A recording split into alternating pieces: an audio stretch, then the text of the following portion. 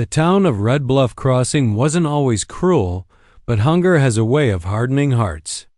Months of drought had turned the land brittle and dusty, and tempers cracked just as easily as the dry earth. Food was scarce, wages even scarcer, and everyone lived one bad break away from desperation. But none felt it more sharply than Lena Merrill, the young woman whose ribs pressed against her worn, dressed like silent pleas for mercy. Lena had survived the last few weeks on scraps crumbs begged from strangers. A handful of beans someone once tossed her way. Water she fetched from the narrow river that was shrinking more every day. She wasn't lazy, and she wasn't a thief by nature. She had simply run out of options. Hunger had hollowed her cheeks and stiffened her fingers, but it had not yet stolen her pride.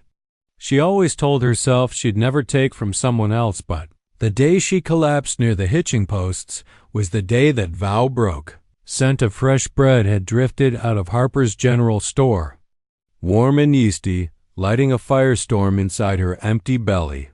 She lingered at the window, watching as a baker's boy placed a small loaf on the counter. It wasn't fancy, just a simple crust, barely browned, but to her it looked like salvation itself. Her hands shook as she pushed open the door. She hadn't planned to take it. Not truly. She only wanted to be close enough to smell it, to remember that food existed, that warmth and comfort were not just stories from her past, but the hunger took over. The loaf disappeared into her hands without thought. She barely made it 3 steps out the door before Harper's booming voice shattered her fragile control. Thief! What followed was a blur. People turning to stare, a strong hand grabbing her arm, the loaf tumbling from her grip and rolling into the dust. Lena tried to speak, to explain, but dry lips formed no words. Instead, she was dragged through the street like a criminal, though she was nothing more than a starving girl who had made one desperate choice. The judge, Martin Keene, a man with razor eyes and a heart carved from cold stone, looked down at her with disgust. He didn't ask her circumstances. He didn't give her the chance to plead. In Red Bluff Crossing, justice was swift and unkind. For theft, he declared, she shall be tied to the post until sundown. Let the town see what hunger drives a person to when they lose respect for the law. A murmur rippled through the crowd. Some thought the sentence too harsh, but no one spoke up. People feared the judge too much. Fear was stronger than pity. Lena said nothing, even as ropes bit into her wrists. Shame was louder than pain. She kept her gaze on the ground, unable to lift her eyes to the people who watched her with curiosity, contempt, or indifference. The sun blazed overhead, unrelenting. Sweat stung her eyes. Every breath tasted like heat and dust. As hours passed, her knees trembled. Her throat dried until she could no longer swallow. The loaf of bread she had tried to steal felt like a cruel memory now, so close she could have touched it. Yet impossibly far away. No one offered water. No one offered help. Lena accepted silently that she would endure this punishment. Alone, what she didn't know, what she couldn't yet imagine, was that someone unexpected was about to step into Red Bluff Crossing. And he would see her not as a criminal, but as a human being worth saving. The dusty trail leading into Red Bluff Crossing stretched for miles behind Calder Holt, and each mile felt heavier than the last. His horse, a chestnut gelding named Bramble, plodded with the slow, weary gait of an animal that had carried not just a rider, but his sorrows. Calder had set out that morning with no particular destination, only the quiet hope that movement, any movement, might ease the ache that had lived in his chest for far too long. Calder was a man carved from silence. Tall, broad-shouldered, sun-browned, with a face that rarely showed more emotion than a flicker in the eyes, he was the kind of cowboy towns either respected or avoided. He didn't talk much, didn't drink much, and didn't smile much. People whispered that something had broken him once, something he never fully mended. Even he couldn't deny it. But he kept moving, because stopping meant thinking, And thinking meant remembering. When Red Bluff Crossing appeared on the horizon, Calder thought only of watering bramble and getting a meal before riding on. He had no intention of becoming involved in anyone's business. He wasn't a hero. He wasn't even sure he was a good man. But fate rarely announces itself. Sometimes it shows up in the softest, most unexpected moment. He guided Bramble toward the town's watering trough. As he swung down from the saddle and loosened the reins, he noticed the crowd. People grouped in a semicircle near the center of town, whispering, pointing. Their expressions weren't joyful or frightened, just curious, some mean-spirited, some bored. Calder had seen enough gatherings to know trouble when he spotted Ive, almost ignored it but then he saw here a girl young. Fragile, sunburned, far too thin, was tied to a wooden post like she was nothing more than livestock awaiting sale. Her dress clung to sharp bones. Her wrists were bound above her head, raw from struggling. Her lips were cracked, her eyes half closed, and her legs trembled under her. She looked as if she might collapse at any moment. Calder's jaw tightened. Something cold, old, and deep stirred in his chest. He approached a man in the crowd and asked, "What did she do?" The man spat into the dust before answering, "Stole a loaf of bread." Judge Keen's making an example of her. Folks gotta learn. Calder stared at the girl again. Bread? She was being punished like a hardened outlaw for stealing bread. He had seen cattle thieves get more mercy. The sight hit him with unexpected force, not because he knew her, but because he recognized the hollow desperation in her eyes. He had felt that same hunger once, long ago. And he knew what it was to be abandoned when you needed help most. "She looks half dead." Calder muttered, "That's her problem." The man replied with a shrug. Should thought of that before stealing. Calder's hands curled into fists. He hadn't come here to care. He hadn't come here to fight. But something about the girl, her stillness, her exhaustion, the quiet defeat hanging around her like a shadow cut through the armor he built over the years without fully deciding to. He started walking. The crowd parted slightly at the sight of him. He wasn't the type of man people challenged casually. His boots crunched through the dust as he approached the post. When he reached it, he paused only long enough to look into her face, her eyes open just enough to meet his. In them he saw something that shattered the last of his restraint, a silent plea. Not for rescue, but for dignity. Calder turned to the judge and said, with a calm that carried iron underneath, "Untie her." The murmurs rose. Judge Keen stiffened. The crowd leaned in, but Calder wasn't asking. He was giving the town and fate itself its warning, and without waiting for permission, he reached for the knots. A hush fell over Red Bluff Crossing the moment Calder Holt laid his hands on the ropes binding Lena Merrill. It wasn't the kind of silence born from peace. It was the kind that sweeps through a saloon just before a fight breaks out. Townsfolk stiffened. Judge Keen's eyes narrowed. And Lena, half-conscious, didn't dare believe what was happening could be real. Calder tugged at the knots, his movements steady and unhurried, as if untying a punished prisoner was a perfectly ordinary task. But beneath that calm was a simmering anger that burned hotter than the noon sun. He wasn't a man easily provoked, but cruelty senseless. Petty cruelty had always been the one thing that struck at the deepest parts of him. "What do you think you're doing, Holt?" Judge Keen barked, stepping forward with the swagger of a man accustomed to unquestioned authority. Calder didn't look at him. "Ending this. She stole from this town." The judge snapped. "Our laws are clear. She needs to learn. She's hungry." Calder said sharply, "That's not a crime, that's a tragedy." The crowd murmured. Some nodded, others bristled. A few muttered that Calder should mind his own business. A handful whispered that maybe the girl deserved a second chance. But not one of them stepped forward. Not one of them challenged the judge. Calder was alone, but he had been alone before, and he had survived much worse. The last knot came free.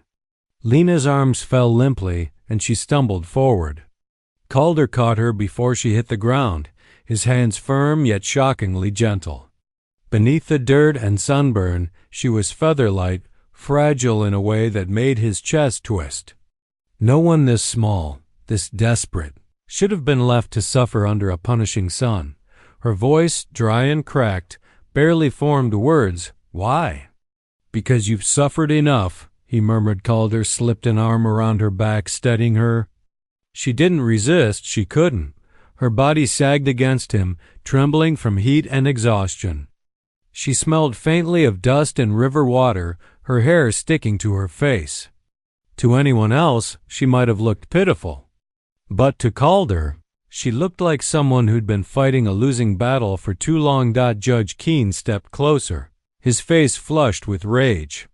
You interfere with my judgment again, Holt, and you'll regret it. Calder finally met his gaze. His voice was low but carried enough steel to cut through the air. Your judgment is supposed to protect people, not break them. Holt, if it were your daughter tied to that post, Calder added, would you leave her there to bake for a crust of bread? The judge's mouth snapped shut. Calder didn't wait for a reply with Lena held against his side. He walked through the stunned crowd toward Mayfair's saloon, the only place in town that kept warm meals ready at all hours. The room fell silent the second he entered.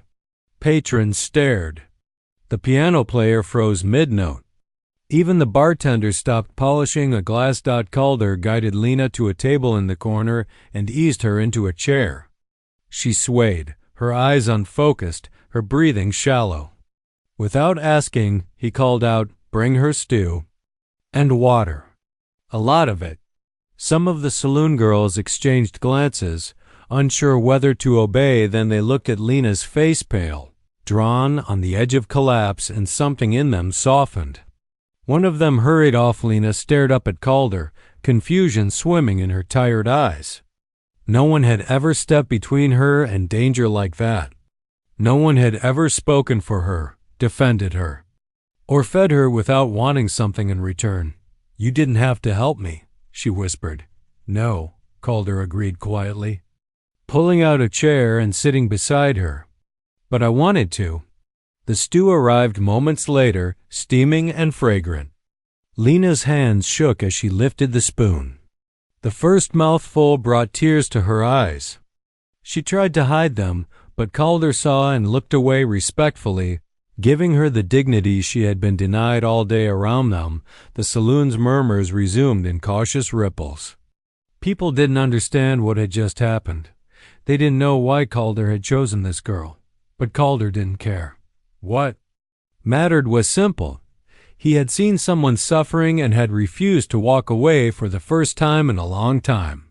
Something inside him felt right. Mercy, it seemed, still had a place in the West, and it flowed first through the hands of a broken-hearted cowboy who refused to let cruelty win. The saloon's lantern light flickered softly against the walls as Lena finished her meal, her breaths growing steadier with each bite. The tremble in her hands faded, though exhaustion still clung to her like a second skin. Calder sat across from her the entire time, not watching her with suspicion, not hovering, but simply present, as if making sure the world didn't collapse beneath her feet again. When she finally pushed the bowl away, Lena tried to speak, but her throat tightened. Gratitude didn't come easily to someone who had learned again and again that kindness often hid a darker intention. She wiped her mouth with a trembling gesture, then folded her hands in her lap. I don't know how to repay you, she murmured. Barely above a whisper. Calder shook his head. Wasn't looking for repayment. People don't help for nothing. Maybe not most people, he admitted, his eyes softening. But I'm not most people. Lena dropped her gaze. She didn't argue. She didn't have the strength to. But the disbelief lived in her posture, the tight shoulders, the guarded expression, the way she flinched whenever someone walked too close. Calder saw all of it, and he understood more than she knew. After a long silence, he finally spoke. Where are you staying? At that, Lena's breath caught, her fingers twisted together. She looked away, toward the window where the sun was sinking behind the rooftops. Nowhere. She said quietly he had expected that answer, but hearing it still burned. He could imagine her sleeping beneath porches, hiding behind barns, trying to stay unseen. A girl as thin as she was shouldn't have had to fight to survive every single day. Any family? He asked. Her laugh was hollow. None here, none anywhere. Calder hesitated only a moment before saying the words that came as naturally as breathing. Then I'd like you to come stay at my ranch. Just until you get your strength back. Lena's head snapped up, her eyes widened not with excitement, but with fear. Your ranch with you? He leaned back slightly, giving her space instead of pressure. It's quiet far from town. Clean water. Real food. A spare bed in the loft. You wouldn't owe me anything. You'd just rest. You'd let me stay? Just like that? You need a place to get on your feet, he replied. I have one seemed simple enough. To Calder, it was simple to Lena. It was everything, but she studied him in a way she hadn't before, not as a stranger who had helped her, but as a man whose intentions she needed to understand. His face was rugged, sun-browned, lined at the edges with the weary traces of loss. But his eyes, steady, quiet, and unwavering, held no threat. Only sincerity. And grief. And something else she couldn't name. What if someone comes after me? She whispered, They'll go through me first. The certainty in his voice was enough to break something inside her, a small, fragile wall she didn't even realize she still clung to outside. The last of the sun dipped beneath the horizon. The shadows lengthened across the dusty street, and the night wind slipped through the cracks of the saloon walls. Calder stood and offered her his hand, not commanding, not assuming, simply offering. Lena stared at it for a long moment. Her life until now had been a series of harsh choices and forced survival.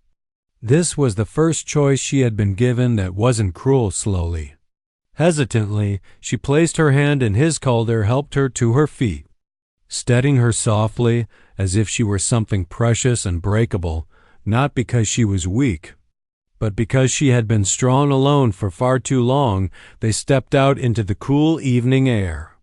Bramble, Calder's horse, waited patiently at the post. Calder lifted Lena onto the saddle with careful hands before climbing up behind her. She tensed at the closeness, but he kept a respectful distance, guiding the reins with quiet steadiness as the town faded behind them and the open land stretched forward. Lena felt, perhaps for the first time in months, that she wasn't running from something. She was being carried toward something, toward warmth, toward safety, toward a man whose mercy was beginning to feel like salvation. Calder's ranch sat in a quiet valley framed by sloping hills and golden grass. The moment Lena saw it, exhaustion washed over her, not the painful kind she'd lived with for weeks, but the soft, relieving kind that comes when a body realizes it can finally rest. A small barn, a weather-beaten cabin with smoke curling from the chimney, and a fenced pasture made up the simple homestead. It wasn't much, but it was more comfort than she'd seen in a long time. Calder helped her down from the horse with gentle, steady hands. He guided her toward the cabin, pushing open the door to reveal a space that was tidy but clearly lived in. A sturdy wooden table, a bed tucked in the back corner, a pot hanging above the fire. The air smelled faintly of pine and coffee. You can have the loft, Calder said, pointing to a ladder leading up to a small platform. It gets warm during the day but stays comfortable at night. Lena nodded, still unsure of how she fit into this unexpected haven. She climbed a ladder slowly, each step stiff with both soreness and disbelief. The loft held a simple cot and a neatly folded blanket. It was more than she'd had for months. As she sat on the cot, she let out a shaky breath, realizing fully for the first time she was safe. Downstairs, Calder moved quietly, giving her space instead of hovering. He filled a pot with water, stoked the fire, and then stepped outside to tend to Bramble. The small, ordinary sounds of a man settling into the evening boots on wooden planks. The scrape of a chair, the clatter of a cup settled into Lena's bones like balm. That night, she slept deeper than she had in years. Morning came with birdsong and the warm scent of coffee. Lena awoke unsure of where she was for a moment, then remembered, and for the first time in weeks, she smiled. A small smile, but real. She climbed down the ladder to find Calder already outside, repairing a fence with methodical, practiced movements. "You're up," he said with a nod. "I hope I didn't sleep too late." He smiled barely, but enough to soften the edges of his face. "You needed it." Lena offered to help with the chores, and though Calder insisted she take it slow, she found comfort in the rhythm of the ranch. In the days that followed, she helped him gather eggs from the hens, learned how to sweep out the barn, and even cooked simple meals using the few ingredients the land allowed. Her hands, once shaking with hunger, grew steadier. With each passing day, the silence between them shifted. It wasn't heavy anymore. It was warm, familiar. They worked side by side, sometimes talking, sometimes not. Calder told her small things, how Bramble had been his companion for years, how he preferred cold mornings to hot ones, how the quiet helped him think. Lena shared pieces of her life in return, not everything, just enough to let him know she had lost much and survived more. One afternoon, he taught her to ride. At first, she was stiff and terrified, clinging to the reins with white knuckles.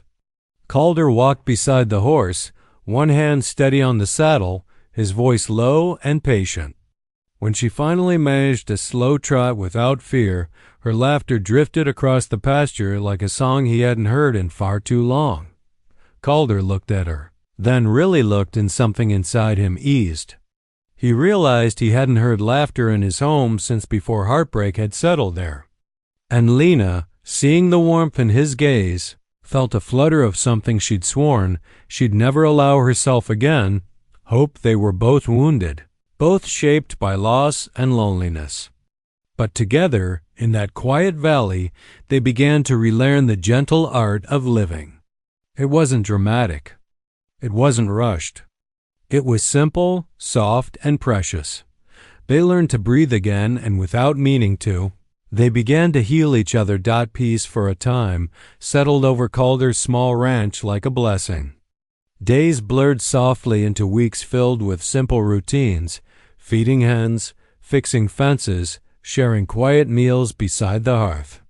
Lena grew stronger. The hollows in her cheeks filled out, her steps grew lighter, and her eyes, once dulled by suffering, began to shine again. Calder watched the transformation with a reverent kind of awe. He didn't say much about it, but every small change stirred something warm and aching in his chest. He had saved her once, but now it felt like she was saving him a little each day. Still, peace is a fragile thing, especially in a town ruled by men like Judge Keene. Word reached the ranch before sunrise. The judge had sent 2 deputies riding hard toward Calder's land. They came with dust on their boots and rigid expressions, carrying the weight of the judge's fury in their posture. Lena was in the barn, brushing Bramble when Calder stepped outside to meet the men. She froze when she saw them, fear sliced through her like a cold knife. The memory of the post, the ropes, the blazing sun, all returned in a rush. Her breath hitched, and she instinctively pressed herself back into the shadows between hay bales. The lead deputy tipped his hat. "Holt, Judge Keene says you took a prisoner from lawful punishment. We're here to collect the girl and bring her back." Calder didn't flinch. "She's not going anywhere." The second deputy frowned.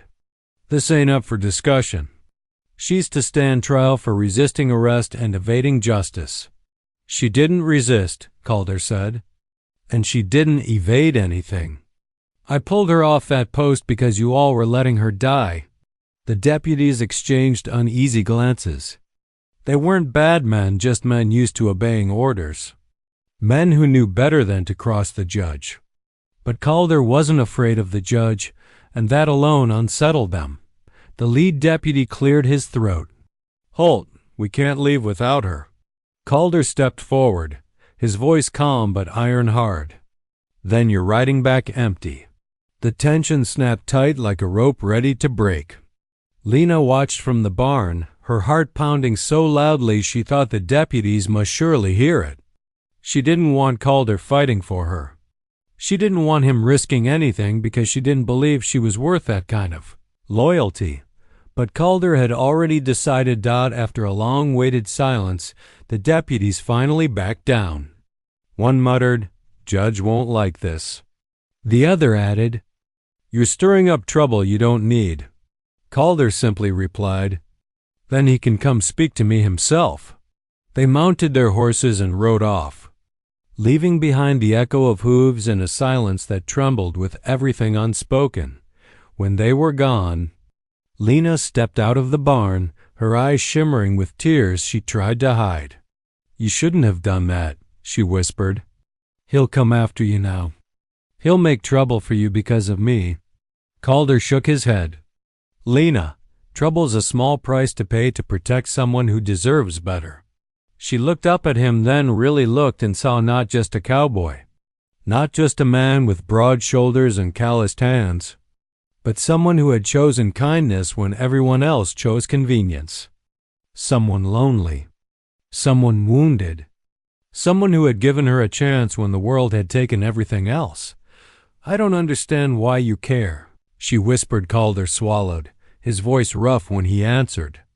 "Because saving you—" He paused, the words hard to speak but truer than anything he'd said in years.